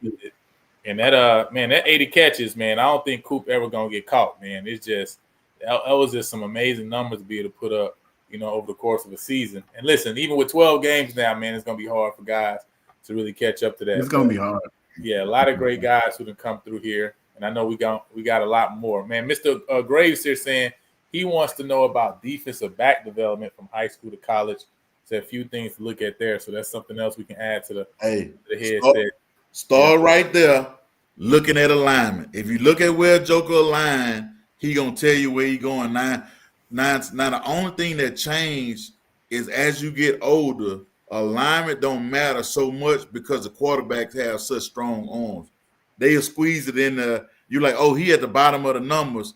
He got to be going inside. Oh, no. They'll squeeze it in there. So that's one thing. But if you know where Joker line up at, he going to tell you where he going. And that's going to make you, like I say, I probably on a good day might have ran a 4.6, but I finished in the top 10 in the country in interceptions because I understood where people were going when they got to certain places. So that's the thing I always said, man, get them, if they fast and can play and learn the ins and outs of the game, they're going to be much better. And that's why a lot of times the HBCU kids, they figure if an HBCU kid is fast, we can teach him football. Now just imagine if a Joker been around somebody that's teaching them the ins and outs of alignment, then when they get that, then they say, oh, this, all they really have to do is learn the playbook as opposed to I got to learn these different techniques as well as the playbook. That's when guys' mind get to spinning sometimes when they do get a chance. Oh, wow. Good. That's good. Show you why that time is valuable too, right? Because now being coached up and learning those things, and now this is almost like second nature. Yes. As far as playing a game, I just got to learn now where I need to be. That's big, man. Last game, obviously, Alabama State coming to Prairie View against Prairie View A&M. And I want to bring this up too because I know that right now we've heard a lot of information about Coach Jackson and the opportunities that he's getting, and so he was named a potential candidate for the UAB job. Now Brian Kelly apparently is being let go from LSU, and he's named a potential candidate for the LSU job. As well. So, I just wanted to put that out there too as well. Coach Jackson's name, in the candidate pool for LSU. That's some big money. Now I'm from Louisiana, so hey, Coach Jackson go there. We can still that's good money. Still purple and gold over there too as well. You know what I'm saying? A lot of money. They got a lot of millions over there for him to take too. But just wanted to say that. You know what I mean? I just got news that he a potential candidate for LSU job too as well. But Coach North. Is laughing. He got the purple. He's ready. I just want to get out in front. I want to be the one to break the news. Hey, man. Hey, don't worry about being right. The news right here. Right. Look, can I say let's be first. Look, I was gonna get permission from my wife to make a donation to Prairie View if they reach X amount of fans. But I don't think they're gonna get close to my number, so I'm not gonna even put it out there. But look, I'm gonna tell you, I want to say this publicly. If you played for me, if you played for Coach Simmons, you played for Coach Dooley, Coach Jackson in the background back there behind in the picture, do not use your fraternity privileges or whatever to ask that man for a ticket to the game. You out of school long enough to where you can go buy a ticket. And that go for take it how you want to. Go buy you a ticket to the game and go support them guys. Like I keep saying, it's about the kids, and it's about being able to witness something that you been saying you wanted. So if you live, I'm gonna make a 2-hour circle around Prairie View. If you live in Cypress, you sure enough need to be there. Houston, you sure enough need to be there. I might go as far as like Hallettsville, Columbus, Waco, Hearn, all that area, Huntsville.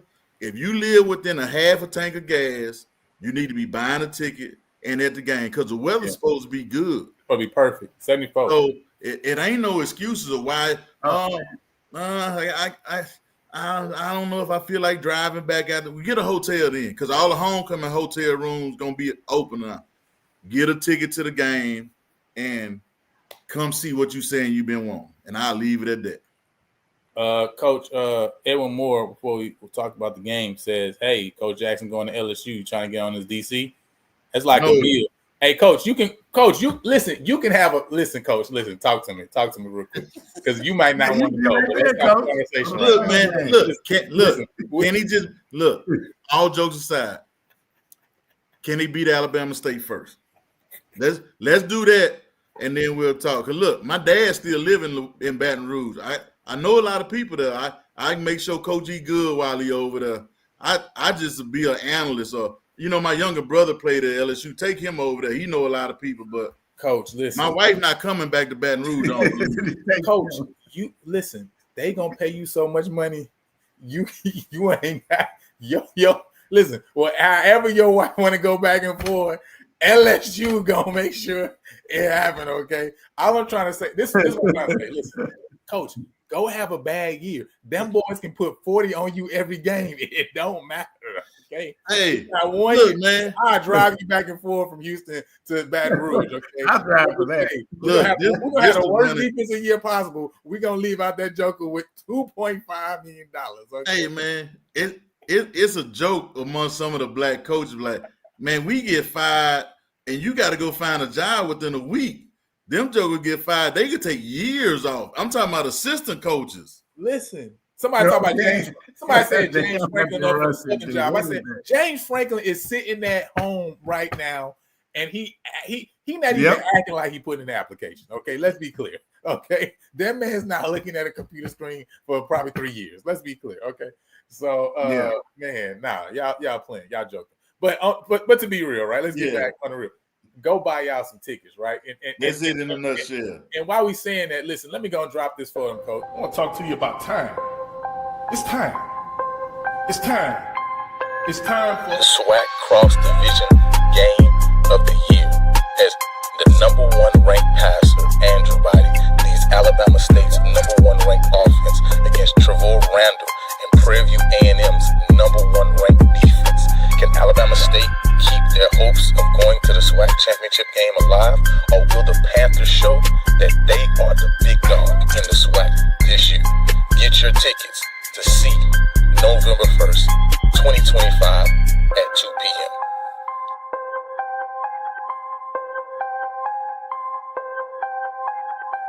Coach, we got the promo form. You know what I'm saying? We got the promo form. We dropping it because we knew last week it was going to be a big game. So we went out and put the promo form. We dropping it online because, like I say, I don't think there's been a bigger game in Panther Stadium. Yeah.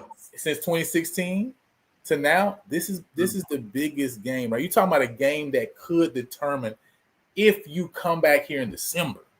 I mean, how big? How? What else do you want? Right? You got a team that put up a lot of points on offense, right? You got a team that's been stopping people from putting up points on offense, right? You got it literally down the street from you, and it determines whether you listen. Let me put it this way: winning this game could determine whether your school make $1 million or not. Yes, that's the other thing I don't think people realize. And I was telling somebody the other day at the tailgate area, I was with the Panther backers, and when I told one of the ladies over there, if Prairie View get the championship game here, they don't have to split that gate. They look like, what? Because they was already talking about they didn't want to go to Mississippi. So that's another plus for being able to host a game. So, they talking about hosting high school games. Let's pack this one and pack it again. And like I say, winning costs. And Mr. Bauer say, listen, him and his wife make the down and back every week from Dallas, Fort Worth area to PV, every game except homecoming. Okay. You know what I'm saying? So that every game, right? You know what I'm saying? And so thank you. This the one, man. But we're talking about this game, right? For you guys, when you watch this one, what's gonna be the key to victory for both Alabama State and the key to victory for Prairie View in this game? Because it's really a contrast in styles, right? Two teams that in one sense, right, on offense really do at the end of the day, even though Alabama State does a lot and they put the ball in the air, they're still a run first team, right? Yeah. You know what I'm saying? They got multiple running backs that they will turn around and hand the ball off to you, right? And they want to bludgeon you on the ground. And there's multiple games that they've come in and had 300 plus rushing yards, and Andrew Body basically threw for like 150, 170, right? And so they want to run the ball. Let's be clear, right? The same way that Prairie View wants to run the ball. They've been able to do it a lot, in a lot of ways also in the air. It seems as if Prairie View on their side of things has kind of settled now on Cam Peters as kind of being the guy that Coach Jackson's going to lean on because he can do a little bit more through the air. You haven't seen a lot of that RPO action that we've seen, with Carter in the game. anymore. It looks like they've leaned into kind of what Cam likes and kind of what his style is as far as getting the ball out to different guys. Coach, what's the keys to victory for this game for both teams, right? And who's gonna be happy? Because listen, Alabama State lose this game, it's real tight now because you talking about Jackson needing to lose too. And again, we're talking about just Jackson, right? Mm-hmm. We ain't talked about Bethune yet. We ain't even talking about Bethune. We ain't talking about the fact that what if FAMU beats Jackson, right?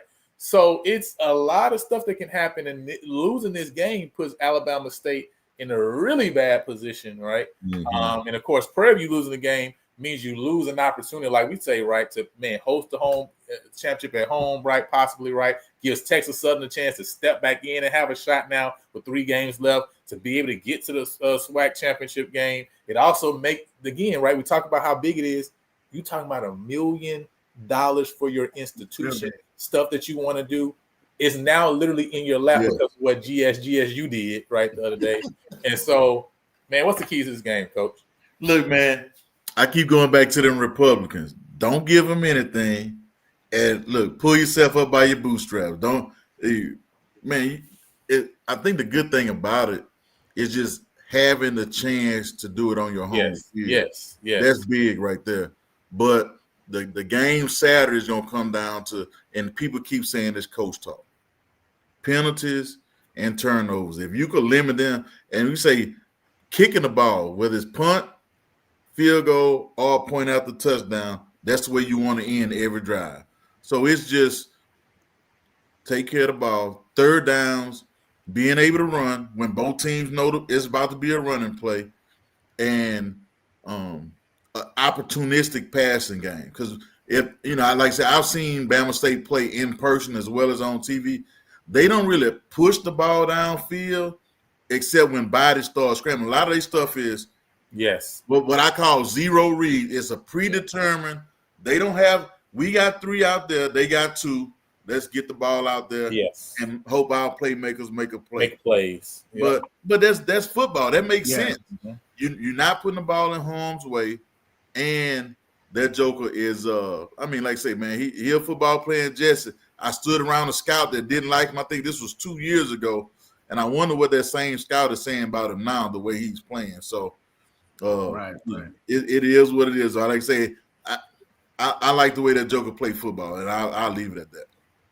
Mr. Mickens, man, what's your keys for this game? And back to what Coach Northern said before I get to that, you can tell he's serious about his game because he's gotten bigger and stronger, and that's really helped him this year without losing the speed. And so, and like Coach Northern says, he might not run a 4.3, but he's a football player. He knows angles. He knows how to make. And the key to victory for this game, the number one is the dog.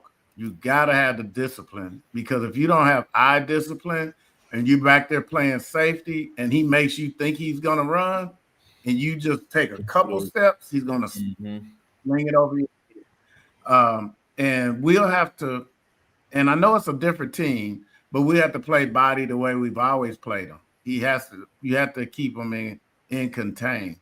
And you also have to have somebody has to be responsible for always knowing where he is. They're not trying to cover anything. They just need to worry about where he is. And but he has a good stable of running backs too, so you can't just sit back and play pass either. So and I like the way our linebackers come up and fill those running lanes, and we definitely got to do that this game. And when they get in the red zone, we got to keep a close eye out on the fullback, because he will throw to him.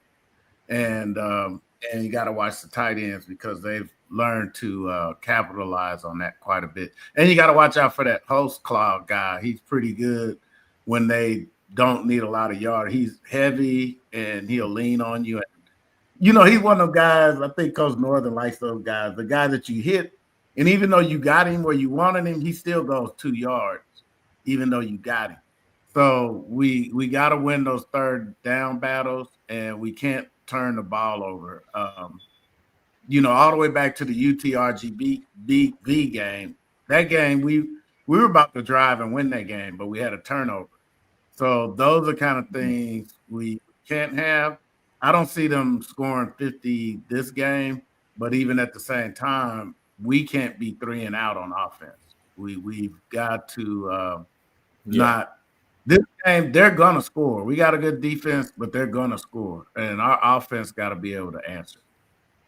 No, and Mr. Bauer says you got to contain body, keep him in the pocket when he scrabbles. Bad things happen. And I think that's the reality, right? You see it with T said as well. With him, Andrew Body, right, keeps his eyes downfield, and that's the thing that it hurts because he can hurt you when he scrambles on the ground as much as he can hurt you in the air, right? Because guys are still moving around. Coach, do you see? It was interesting watching the Southern game because that was probably the first game I seen where, man, I don't remember us blitzing at all that game. Right now, I remember us bringing, a linebacker right here and there. But again, we bring in 4, right? We got the 3 down, and then we bring in a 4th guy. But as far as like really sending an extra guy, I don't remember us at all of that game, literally blitzing at all the whole game. I can't recall when I watched back, I still didn't see anything. So that was very unique and just basically saying, I guess we don't believe a quarterback can beat us here and there down the field. When I look back at the game against Grambling, the T set, it was very clear, and especially in the first half, the first 2.5 to 3 quarters, that it was as if they were telling the defensive line, right, I want you to push the line of scrimmage, right, but I don't want you to really get too far upfield. Yeah. Neither do I want you to kind of get out of this specific lane that you're in, because I want him still in here, right? Because you can tell the difference in the 4th when they started to kind of say, all right, hey, let you can get after them a little bit more, and kind of how they were kind of coming around the corner.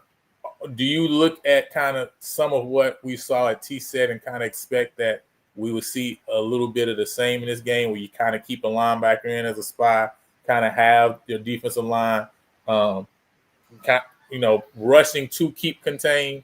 Or do you look at, this is a game where something completely opposite to where, it's like, hey, we're going to sell out to stop the run, and then make them have to put the ball in the air and kind of just drop guys in coverage like we saw in the Southern game?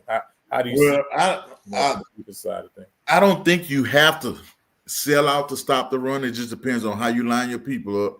And are you going to try to force the ball outside? Because they run a lot of counter at what I'll put it like this. And because Southern runs a different defense. So the game that I saw them play a lot, Southern was in a 4-man front 9 times out of 10. So they may block it differently versus Prairie because they're not going to be able to release upfield to get to the Mike linebacker, what I call a Mike linebacker. I don't know what Prairie. So it's different things like that you have to think about. How can you block the guy that's in the middle of the field? And then how are you going to react when those safeties sitting flat-footed and reading everything on the run? Or you trying to bounce the ball outside? So that joker gonna make some plays, and I would be like, I disagree where you say, well, they gonna score. They don't have to score. My whole mindset would be, hey man, we gonna punish this joker. I don't care how we do it.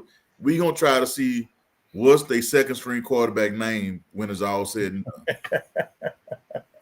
He not good as body, I tell you that much. Right, that's fact. And I'm not saying go out there, but we gonna confuse that joker or we gonna pain that joker. Let him decide. But just playing fast, getting good pre-snap reads, I can tell that they do a good job of pre-snap reads by how fast they trigger once the ball is given off. Yeah. Or if they showing something and then backing out or showing and running the overload pressure. I'm still waiting to see the pick 6 where they think they in quarters or something else, and then you got a squatted corner and he picked that sucker off and make a play. I'm waiting to see Zachary Gill. I don't know why. I don't know because I'm Zachary, Louisiana, not far from my hometown. But I got a feeling Zachary gonna make a big play and everybody gonna be like, damn, that's the trap right there. And he scores a pick 6 or something like that. And the only reason I kind of mention that, right, is because I've seen here and there from a defensive standpoint of them do some things that almost like, wow, that was the way they disguised that was very Yes. interesting, right? I've seen some where they brought the safeties down, and Randall is lined up over the slot receiver, for example, right? And then you think he's manned up, and they got a linebacker that's coming up as if he's coming to blitz, and then next thing you know, a second before the snap that linebacker jumps out into that passing lane, and they zoned up, and the safety is now coming down on the blitz, right? And I've seen other ones where, man, the linebackers, one of the linebackers literally drops back into the quarter coverage on the backside, and they brought a safety down to essentially play the same role that the linebacker typically play. So, and again, that's the way they, scout, the way they recruit, right? The body type they want, etc. A lot of these guys, even at linebackers, almost like a hybrid type of, position, right? And so they can do a lot of different things that maybe you would expect a typical, bodied linebacker to do, right? So I was saying, man, what I saw Southern was almost like they said, this is the game plan. We're going to stick to this game plan. Hey, yeah, Holly going to get some yards. He ain't going to kill us, and they ain't going to put us over top, and we just going to get out the game because I just don't believe you're going to go 5 yards, 3 yards, 7 yards, 4. You're not going to be able to do it consistently enough to score enough to win the game against me, right? And I think this game is a game where we're probably going to see some of the stuff that they've been saying, I'm going to hold back a little bit, right? I feel like this is probably the game we're going to see a little bit more of that confusion that they're able to do, that is almost like they've been kind of waiting for the right time to release, right? Like, man, I ain't never seen it on the film. Yeah, we know, because we made sure we didn't show anybody this on film yet because we didn't feel like we needed to yet, right? But this is probably the game where they need to kind of do something to get maybe an extra turnover that needs to turn this game into one where now you can win it versus you could have lost it, right? So I'm going to be really interested to see that, right? Because I think it's going to be a real good chess match. And then I think there's going to be some chess matches to it, especially in the passing game.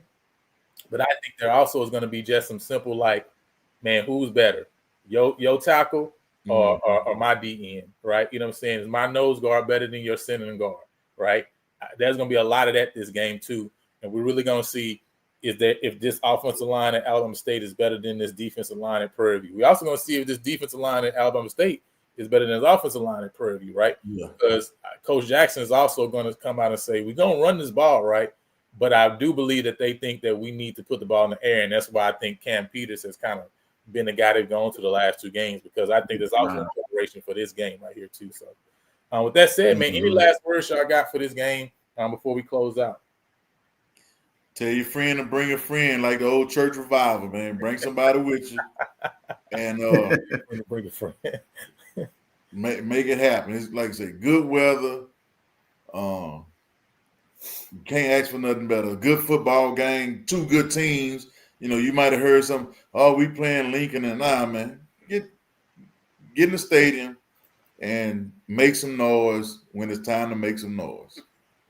It's time. Yes. It's time. And I think that too. The chess game too, I want to see is the in-game adjustments.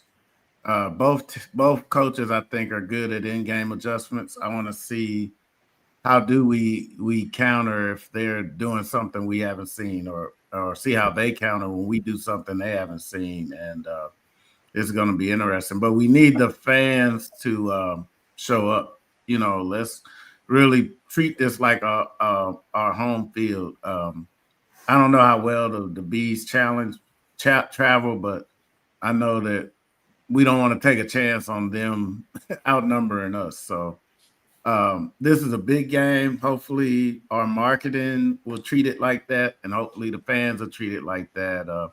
And pay attention. Try to get people out, community, anybody we need to come to the game. I'm going to be right in front of Mr. Bowers heading down the road from Dallas. So I'm coming also. So we got to make it happen this weekend. It's going to be a good game. Yeah. So, hey, before we close out, I'm going to let it roll again, man, so you guys can check it out. And remember, go ahead and get your tickets now, man, because listen, if we handle this game, listen, we a couple steps away from you being able to go and call a ticket off and say, hey, let me go and get that Swipe Championship game ticket. You know what I'm saying? Listen, let me put my money down now. Okay, before you ain't get ready to clip me now. Right, you know what I'm saying? So we take care of this one. We basically we game 2 away from getting that done, right? Especially if Alcorn take care of business. So with that said, man, we're gonna get out of here. But like I say, I'm gonna let that roll again so you guys can see, man, because I need y'all to understand this is the biggest game in the Hit Panther Stadium since the stadium opened. And you know, listen, the highest selling game at this stadium was 15,050 against Alabama State that year. It'll be nice to have that again, right? You know what I'm saying, for this one. You know what I mean? Hey, Edwin, he's Mr. Carey. Edwin say, can he ride with you from DF Dub? Yeah, I was just gonna tell him he welcome to roll if he can leave Wednesday night. Rock and roll. But now listen, you got to be wearing the right colors. Ain't no blue and gold welcome on that day. All right, you know what I'm saying? You got just got to be wearing straight black. If you ain't wearing purple and gold, you just got to wear black then. All right, you know what I'm saying? Black or white. Now, but that's it, man. We're gonna get out of here. I want to talk to you about time. It's time. It's time. It's time for The SWAC Cross Division Game of the Year, as the #1 ranked passer, Andrew Body, leads Alabama State's #1 ranked offense against Trevor Randall and Prairie View A&M's #1 ranked defense. Can Alabama State keep their hopes of going to the SWAC championship game alive, or will the Panthers show that they are the big dog in the SWAC this year? Get your tickets to see November 1st, 2025 at 2 p.m.